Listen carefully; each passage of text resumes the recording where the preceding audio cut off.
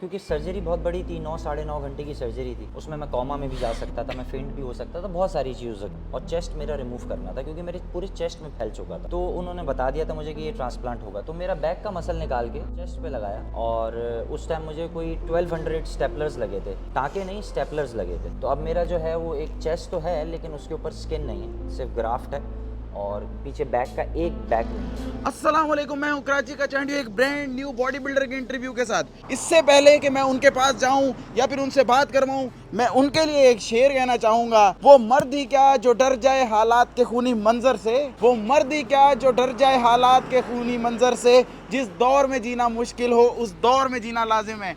ऐसी एक मिसाल है हमारे अरसलान भाई। अरसलान भाई फिटनेस ट्रेनर हैं, फिटनेस कोच हैं और इन्होंने कैंसर को 3 दफ़ा शिकस्त देने के बाद बॉडी बिल्डिंग में आए हैं, ट्रेनर बने हैं, एक मिसाल कायम की है। चलें वसीम भाई, आओ जी, आओ वसीम भाई, आ जाओ जी।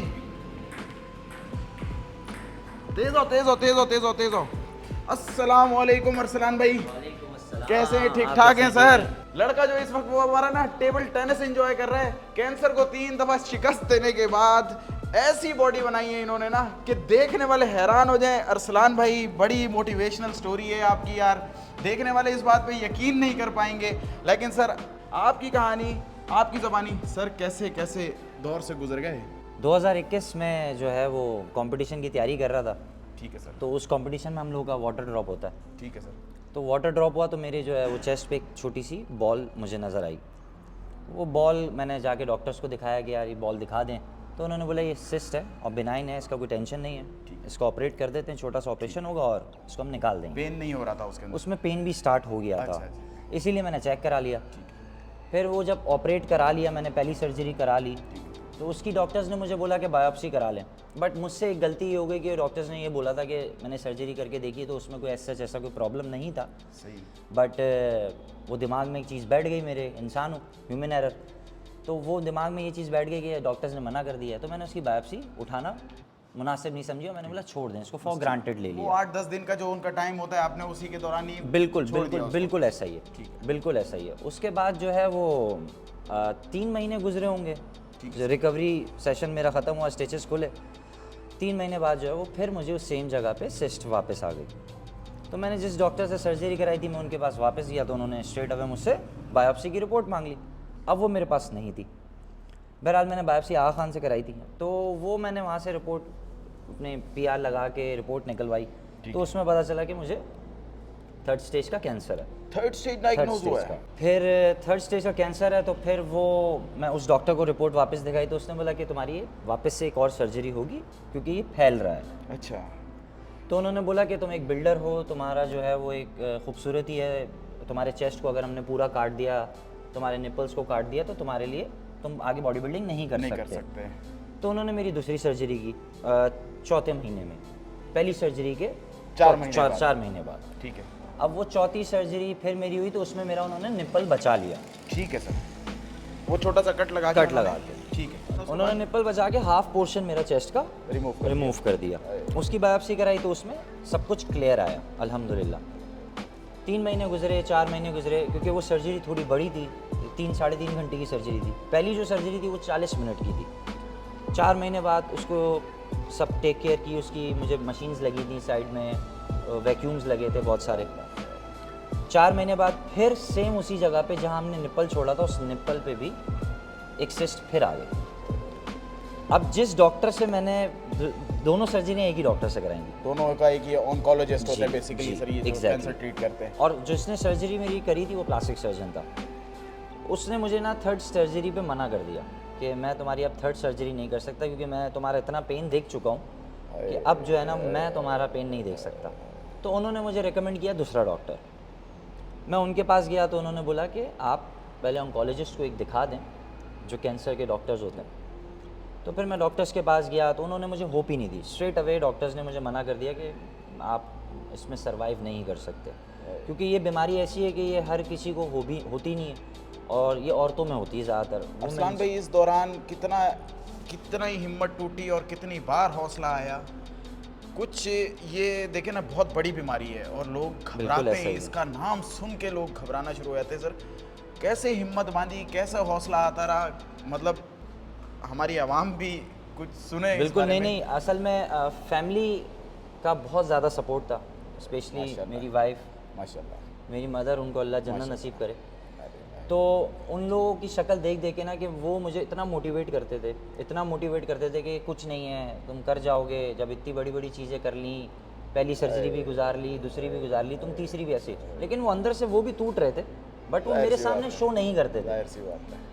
बहरहाल फिर वो एक मोटिवेशनली लोगों से भी ऐसे मिलना शुरू हो गया उन 2 सर्जरीज़ के बाद। किसी की टांग नहीं है, किसी का हाथ नहीं है, और उनके साथ जो है ना वो अल्लाह की तरफ से था कि वो लोगों को मेरे पास मेरे जिम में ही लेकर आ रहे हैं। मैं जिस जिम में काम करता हूँ वहीं मेरे पास वो सामने आ रहे हैं, और उनसे फिर मेरा 1 to 1 बात हो रही है ना, तो वो एक मोटिवेशन खुद आ रही है कि यार इसकी एक टांग नहीं है, इसका एक हाथ नहीं है, ये मेरे साथ एक्सरसाइज कर रहा है। ओए। तो वहाँ से एक मोटिवेशन मेरी स्टार्ट हुई।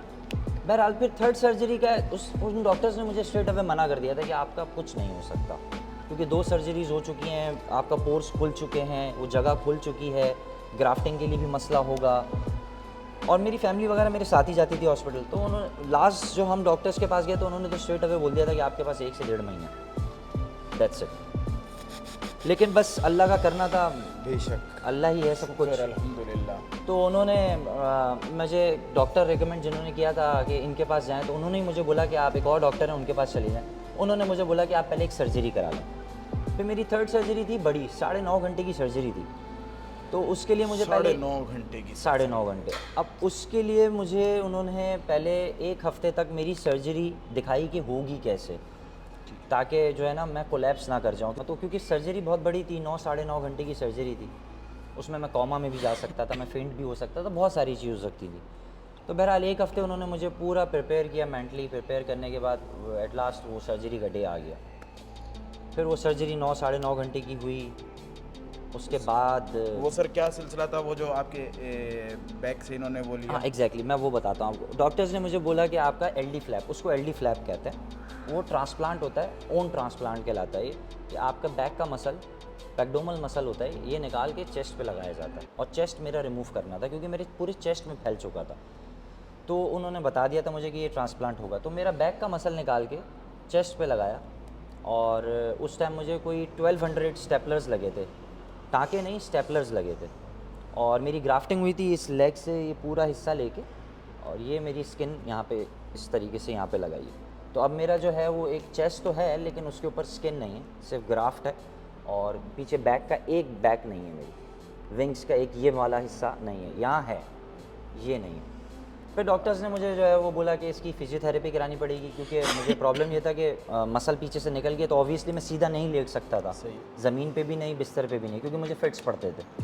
मैं जब MRI की मशीन, CT स्कैन की मशीन्स में भी लिटाते थे, तो मुझे एनेस्थीसिया दे के लिटाया जाता था, क्योंकि मैं सीधा लेट ही नहीं सकता था, मुझे फिट्स पड़ते थे, तो मशीन ना मेरे सर पे लगती थी, क्योंकि MRI की मशीन बहुत कॉम्पैक्ट होती है, तो वो सर लगता था मेरा उसके ऊपर।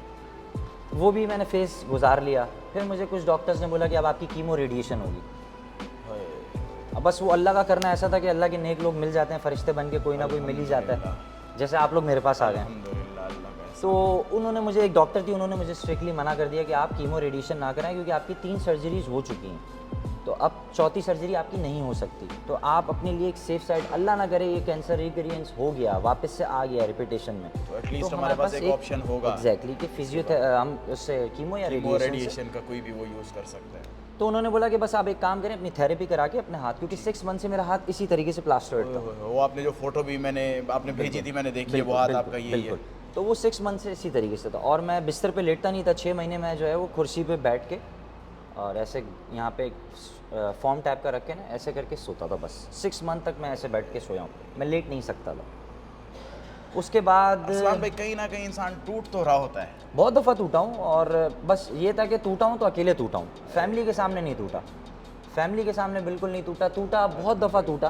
फिर जब सुबह उठा, एक नई शुरुआत हुई, और इस दौरान ना मुझे बहुत ऐसे लोग मिल रहे थे जो मुझसे भी कहीं ज़्यादा इल होंगे, जिनके, मेरा तो सिर्फ एक चेस्ट नहीं है, कमर नहीं है, उनके हाथ नहीं थे, टांग नहीं थी, वो मुझे बहुत ज़्यादा मिल रहे थे, अल्लाह की तरफ से था, अल्हम्दुलिल्लाह, और वो मुझे अल्लाह का बहुत एहसान मोटिवेट कर रहे थे आगे।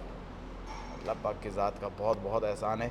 अरसलान भाई, आपकी स्टोरी जब मैं सुन रहा हूँ तो मुझे यकीन माने मुझे मेरे खुद के रोंगटे खड़े हुए रहे कि एक जज्बा अल्हम्दुलिल्लाह अल्लाह पाक ने अरसलान भाई के अंदर एक ऐसा मतलब एक हिम्मत अल्लाह पाक ने इनको दी कि इसको 3 बार इससे जो है ना वो लड़ के और जीत गए। अरसलान भाई अब क्या पोजीशन है, अब क्या है? वो जो आपकी आखिरी जो सर्जरी हुई थी 9.5 घंटे की, जी। उसके बाद से अल्हम्दुलिल्लाह उसके बाद आपने दोबारा जो है अब फिर वो- मेरे हर 3 महीने में MRI CT स्कैन वगैरह होते हैं। अब माशाल्लाह से वो 3 महीने से 6 महीने पे गया अल्हम्दुलिल्लाह। और अब 6 महीने से 1 साल पे चला गया। अब मेरा इस नेक्स्ट मंथ इंशाल्लाह एक आखिरी टेस्ट है, तो आप सबकी दुआएं से इंशाअल्लाह दरख्वास्त है कि जितने आप भी देख रहे हैं कि सब दुआएं करें अरसलान भाई के लिए। बड़ी हिम्मत वाला हमारा ये भाई 35 साल 6 फीट 2 इंच का हमारा ये हीरो है, हमारा हीरो। यकीन माने मैंने इतनी जो है वो स्टोरी जो है इतना काम किया लेकिन यकीन माने इतनी हिम्मत वाला आदमी अभी तक मैंने नहीं देखा अपनी ज़िंदगी में माशाल्लाह। अरसलान भाई अब आप ट्रेन भी करते हैं लोगों को, बिल्कुल। बैक टू लाइफ हैं, कैसा चल रहा है, कितनी देर देते हैं जिम को? लोग पूछेंगे कि क्या किया मैं अरसलान जिम भाई ने? में जो है वो शाम 5 से रात 12 बजे तक होता हूँ ठीक है सर, और सर्टिफाइड डाइट न्यूट्रिशन हूँ मैं माशाल्लाह और सर्टिफाइड पर्सनल ट्रेनर हूँ लेवल 2 का एस से और यूनिवर्सिटी ऑफ फ्लोरिडा से। स्टडीज़ भी मैंने जो है वो सारी बाहर की यूनिवर्सिटी से ही की हैं और बस ये मेरा पैशन है माशाल्लाह। बेसिकली। इससे मुझे जो है वो सुकून मिलता है कि क्योंकि ट्रेनर लोग यहाँ बोलते हैं कि ये ट्रेनर है, ये ट्रेनर नहीं है, बेसिकली ये आर्टिस्ट है। आप किसी की बॉडी को तराशते हैं तो उसको बिल्कुल ऐसा ही आर्टिस्ट कहा जाता है। बिल्कुल ऐसा ही है सर। ट्रेनर का काम नहीं होता है ये ट्रेनर लोगों ने जो नाम दे दिया है ना, ये मुझे नहीं बिल्कुल पसंद आता। हम आर्टिस्ट हैं, हम एक बुरे को सही करते हैं, बीमार को अच्छा कर देते हैं। बिल्कुल ऐसा ही है सर। तो बस ये मुझे बड़ा मज़ा आता है, एंटरटेनिंग जॉब है। अरसलान भाई अपने जिम का ज़रा एड्रेस बताएं, लोग आपसे मिलना भी चाहेंगे, लोग आपसे सीखना भी चाहेंगे। आपका जिम स्कीम 33 में किस जगह एग्जैक्टली है सर? बिल्कुल स्कीम 33 में गवालियार सोसाइटी है, मद्रास चौक के पास। ठीक है सर। गवालियार सोसाइटी के बिल्कुल फ्रंट गेट के बराबर में ही हमारा गेट है। बॉडी रेवोल्यूशन के नाम से जिम है हमारा।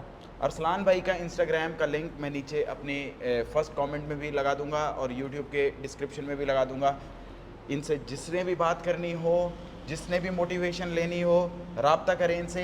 मगर अभी भी एक सवाल है अरसलान भाई, कितने लोगों को ये बीमारी हो चुकी है आपकी वाली? सर दुनिया में 11 लोग हैं जिनको ये बीमारी हुई है और सर्वाइवल रेशियो सिर्फ 2% है। बेसिकली इस बीमारी को कहते क्या हैं सर? ये चेस्ट कैंसर है, ये पहले स्किन पे होता है, डर्मासार्कोमास के नाम से स्किन पे होता है। स्किन के बाद जो है ये अंदर फैलना शुरू हो जाता है। मर्दों में भी? ये मर्दों में भी, अब ये मर्दों में भी बीमारी आने लग गई है। पहले क्योंकि ये औरतों की, ब्रेस्ट कैंसर एक औरतों की बीमारी है क्योंकि फैट परसेंटेज जहाँ ज़्यादा होता है ये वहाँ अटैक करता है। औरतों में ब्रेस्ट में फैट परसेंटेज ज़्यादा होता है, लेकिन ये मर्दों में बस मैं यहाँ एशिया में पहला बंदा, अल्लाह ने मुझे चुना कि अपने गुनाह धुला लूँ। बेशक, तो बेशक। अरसलान भाई टोटल कितने लोगों को ये बीमारी हुई थी और क्या सर्वाइवल रेशियो रहा इसका? 11 लोगों को पूरी दुनिया में जो है वर्ल्ड वाइड 11 लोगों को ये बीमारी हुई है और उसमें हम सिर्फ 2 लोग इसमें सरवाइव कर चुके हैं क्योंकि हम जिम के लाइन में ही थे। तो एक पेन बर्दाश्त करने की हमें शुरू से आदत थी क्योंकि इन बीमारियों में ना ऐसे पेन किलर्स नहीं दिए जाते क्योंकि आपका ट्रांसप्लांट हुआ होता है, तो ये पेन आपको खुद बेयर करना पड़ता है। सर ये आप इससे गुजर चुके हैं तो आप ये लोगों को बता रहे हैं कि यार अब मैं इसके बारे में मज़ीद क्या बताऊं, मेरे पास अल्फाज ही नहीं हैं। इस हीरो को जिसने मिलना है एड्रेस भाई ने बता दिया है। अरसलान भाई एक बेहतरीन, हम्बल और मज़ेदार से बंदे हैं। आप इनसे आए, इनसे मिलें। ये हीरोज़ हैं हमारे मुल्क के, हमारे कराची के। ये ऐसे लोग हैं ना कि जिनको देख के दिल करता है कि यार हम भी आगे बढ़े हैं।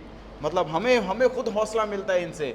कराची के चांडियों का ये यकीनन आपको इंटरव्यू बहुत अच्छा लगा होगा और अरसलान भाई के लिए खूब सारी दुआएं भी कीजिएगा और अपना भी बहुत सारा ख्याल रखिएगा। मिलेंगे एक नेक्स्ट स्टोरी में। अल्लाह हाफ़िज़।